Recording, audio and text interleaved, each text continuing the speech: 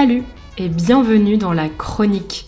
Moi, c'est Manon et chaque semaine, je vous emmène en France pour découvrir sa culture, les habitudes des Français et l'art de vivre à la française. J'espère que vous avez passé un joyeux Noël et que vous avez reçu de beaux cadeaux, mais la fête n'est pas finie puisque le réveillon du Nouvel An arrive dans quelques jours. Dans cet épisode, je vous parle des traditions du Nouvel An en France. Comme d'habitude, la transcription de l'épisode est disponible gratuitement sur le site frenchcoffeebreak.com. Pensez à y jeter un œil si vous avez besoin d'aide pour comprendre. Le 31 décembre est un jour festif, puisqu'on fête l'arrivée de la nouvelle année. Ce jour s'appelle aussi la Saint-Sylvestre. Ça n'a rien de religieux, c'est seulement le nom d'un pape romain et le 31 décembre, c'est sa fête. Vous savez, dans le calendrier, chaque jour correspond à un saint. Par exemple, le 15 août, c'est la Sainte Marie. Le 1er septembre, on fête la Saint-Gilles. Eh bien, le 31 décembre, dans le calendrier, c'est la Saint-Sylvestre. Alors, c'est le nom qu'on donne aussi au réveillon du Nouvel An. On dit qu'on fête la Saint-Sylvestre ou qu'on fait la Saint-Sylvestre. Mais au fait, savez-vous pourquoi on dit le réveillon ? Dans le dictionnaire Larousse, le réveillon, c'est le repas de fête que l'on fait la nuit de Noël ou le 31 décembre. Dans un autre dictionnaire, il est écrit que c'est un repas extraordinaire pris au milieu de la nuit. Son étymologie exacte n'est pas connue, mais le mot viendrait du verbe réveiller, qui signifierait veiller à nouveau. Veiller, c'est le fait de rester éveillé, de ne pas dormir.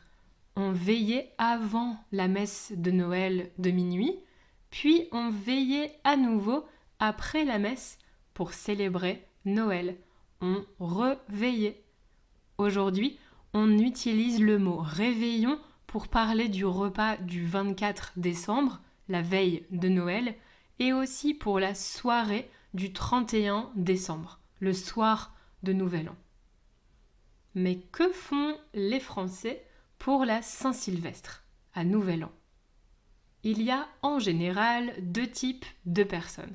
Ceux qui préfèrent faire la fête chez eux ou chez des amis, et les autres qui préfèrent aller dans un restaurant, un bar ou participer à une soirée organisée. En réalité, il y a aussi une petite partie de la population qui n'aime pas vraiment fêter Nouvel An et qui ne fait rien de spécial, comme moi. Mais qu'on fasse la fête à la maison, chez des amis ou à l'extérieur, une des habitudes des Français est de bien s'habiller. C'est le soir de l'année où on porte des vêtements à paillettes.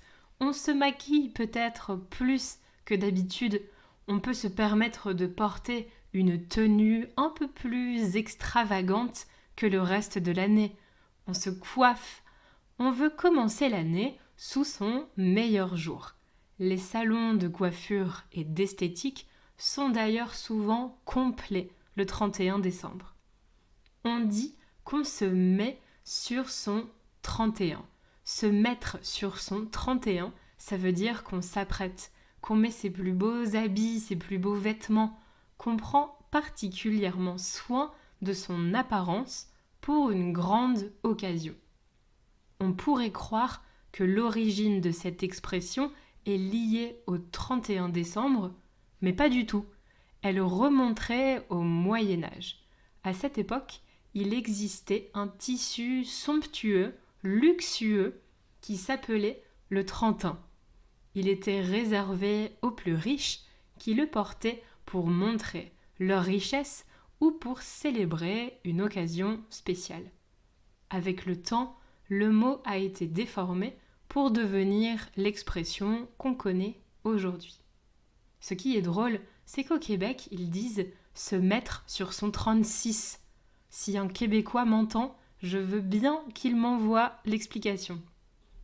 Donc pour le réveillon du Nouvel An, les Français se mettent généralement sur leur 31 et vont faire la fête. On commence par un bon dîner, très similaire à celui de Noël en fait. On prépare un repas un peu spécial qui sort de l'ordinaire avec des produits qu'on ne mange pas souvent le reste de l'année. Sur la table du réveillon, on peut donc trouver du foie gras, des fruits de mer, des escargots, du saumon fumé, des huîtres, des coquilles Saint-Jacques, de la dinde. C'est souvent un dîner assez copieux, accompagné de vin, de champagne, de cocktails, car il faut le dire, le réveillon est généralement une soirée bien arrosée. Ça signifie qu'on boit beaucoup. C'est la même chose si vous décidez de passer la soirée dans un restaurant. On vous propose en général un menu spécial et imposé, donc tout le monde mange la même chose. Vous devez réserver à l'avance car il y a bien sûr beaucoup de demandes. Et ensuite, tout est organisé pour vous. Le dîner, la soirée, l'animation. À l'approche de minuit, on se réunit et on fait le décompte. Ça veut dire qu'on compte dans le sens inverse de 10 à 0 pour marquer les 10 dernières secondes de l'année et l'entrée dans la nouvelle.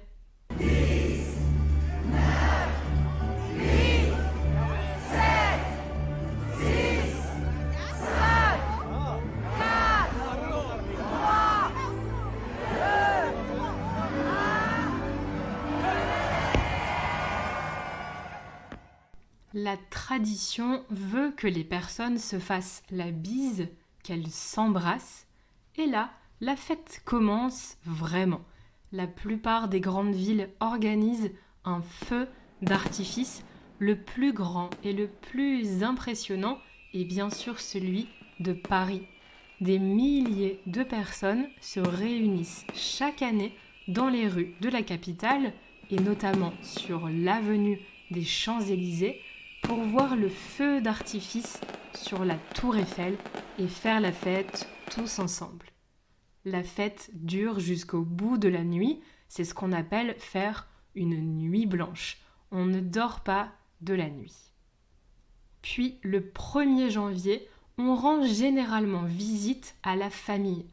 Alors, c'est difficile parce qu'on n'a pas beaucoup dormi, mais c'est la tradition. On retrouve toute la famille, les tantes, les oncles, les cousins, les grands-parents, et on passe encore la journée à table. Ça conclut la saison des fêtes de fin d'année. Les grands-parents distribuent parfois de l'argent à leurs enfants et petits-enfants. Je me souviens que ma grand-mère me donnait des étrennes. C'est une somme d'argent qu'on donne à l'occasion de la nouvelle année.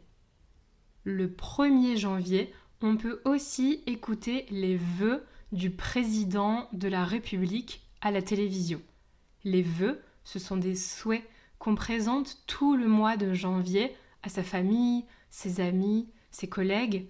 On souhaite du bonheur, une bonne santé, de la réussite professionnelle ou financière, un nouveau travail. En fait, vous souhaitez quelque chose de positif à quelqu'un en fonction de ses projets. Certaines personnes envoient même des cartes de vœux à leurs proches. Donc le 1er janvier, le président de la République prend la parole sur les chaînes de télévision principales pour présenter ses vœux aux Françaises et aux Français. Il fait le bilan de l'année qui vient de se terminer et il expose le programme pour l'année à venir. Parce que le mois de janvier, c'est aussi le mois des bonnes résolutions. Une nouvelle année commence, alors on prend de grandes décisions à propos de sa vie. On fait un engagement avec soi-même, une promesse qu'on doit en principe tenir toute l'année. Les bonnes résolutions fréquentes des Français sont perdre du poids, perdre quelques kilos, prendre plus de temps pour soi et sa famille, faire plus de sport, faire des économies, manger plus sainement, arrêter de fumer ou faire plus attention à l'environnement. Et vous, est-ce que vous avez déjà réfléchi à vos bonnes résolutions pour 2024 ? On va terminer avec quelques phrases qui peuvent vous être utiles si vous voulez vous aussi présenter vos vœux en français. La phrase la plus classique, c'est « bonne année ». Simple mais efficace, vous ne pouvez pas vous tromper. Elle convient à toutes les situations et vous pouvez la dire à tout le monde. Bonne année. Il y a aussi la phrase « meilleurs vœux » ou « meilleurs vœux pour 2024 ». Mes meilleurs vœux, ça signifie la même chose. Sinon, il existe une forme plus complexe et plus formelle. Je t'adresse mes meilleurs vœux. Ou aussi, je t'adresse tous mes vœux de bonheur pour 2024. On peut remplacer bonheur par n'importe quel autre mot. Je t'adresse tous mes vœux de réussite pour cette nouvelle année. Ces dernières options sont plus adaptées à l'écrit, dans un courrier ou un email par exemple. Avec quelques jours d'avance, je vous souhaite un bon réveillon et une très bonne année 2024. J'espère que vous avez aimé cet épisode et que vous avez appris de nouvelles choses sur les traditions en France. Si c'est le cas, pensez à partager le podcast et à lui laisser 5 étoiles. Ça permet à d'autres personnes qui apprennent le français de le découvrir et ça valorise mon travail.